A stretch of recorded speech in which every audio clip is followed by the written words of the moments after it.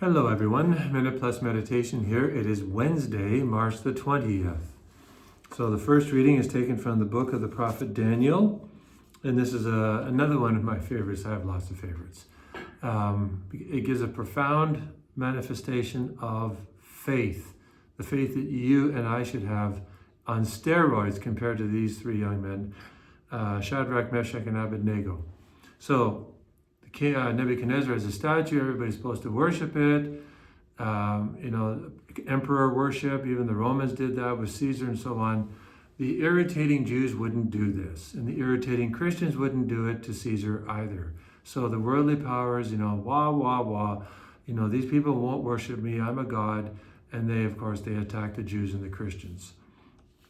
So here is the great capture, from this episode. Shadrach, Meshach, and Abednego answered the king, O Nebuchadnezzar, we have no need to present a defense to you in this matter.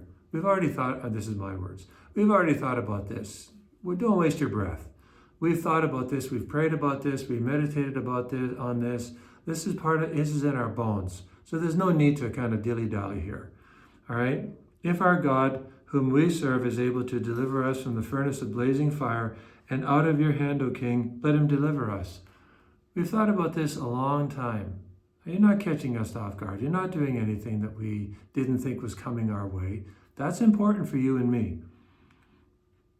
But if not, be it known to you, O king, in other words, if we get burned alive, that we will not serve your gods, and we will not worship the golden statue that you have set up. And Nebuchadnezzar goes off the handle. He gets furious. So you see, they're not caught off guard. They've thought about this. This is why we have to meditate on the four last things: death, judgment, heaven, and hell. We need to meditate upon the fact that we at times are going to suffer for all sorts of reasons, just natural, the course of life, suffer for our faith, all sorts of things. It shouldn't really catch us off guard, or it should only take a few seconds.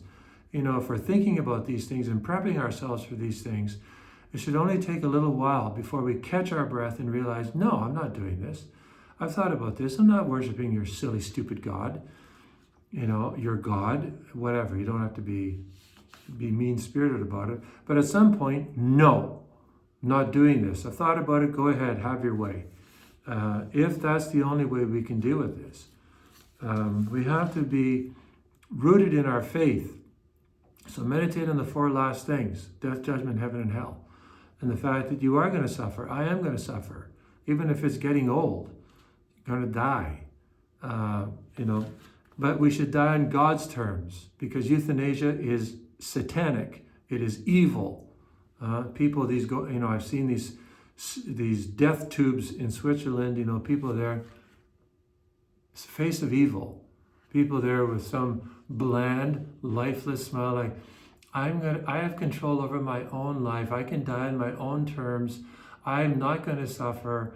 To hell with suffering, and so on and so on. And aside from, I'm not judging the state of their soul, but this is the face of evil. You and I need to be really aware of this. This is so evil because it's so appealing, right? Isn't that nice? Play some nice symphony music. That Mozart and Bach, actually, the geniuses that God has granted to us to enjoy beauty, we listen to that as we're murdering ourselves and allowing others to do it. I'll get off my pulpit, because I can go on and on about this stuff. The face of evil. Okay, to the Gospel of John. Jesus said to the Jews, if you had who had believed in him, if you continue in my word, you are truly my disciples, and you will know the truth, and the truth will make you free. So they say, well, we've never been slaves. And he says, yeah, actually you are. Very truly, I tell you, anyone who commits a sin is a slave of sin. So get with it, guys. He's probably talking to men. Come on. You're slaves of sin. You think you're children of Abraham and you're free of sin. Everyone who commits sin is a slave of sin. You think you're righteous because you perform acts of the law and so on, but you are slaves of sin. We're all slaves of sin. It doesn't mean that sin is dominant in the sense that it is determining our life, but there's a slavish reality to sin. We can't go through a week or even perhaps a day without blowing our temper, when we should never have done that, or we give in to impure thoughts, or we eat too much, or we're mesmerized by the screens.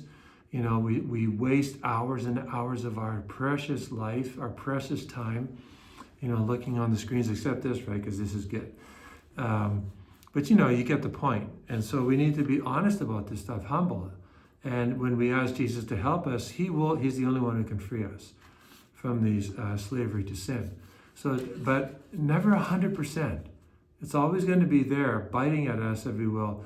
But we can be depressed by this, we can be discouraged by this, or we can be on guard, alert, vigilant because of this, understanding our need to turn to him always. And that's what Jesus really desires for us. God bless you.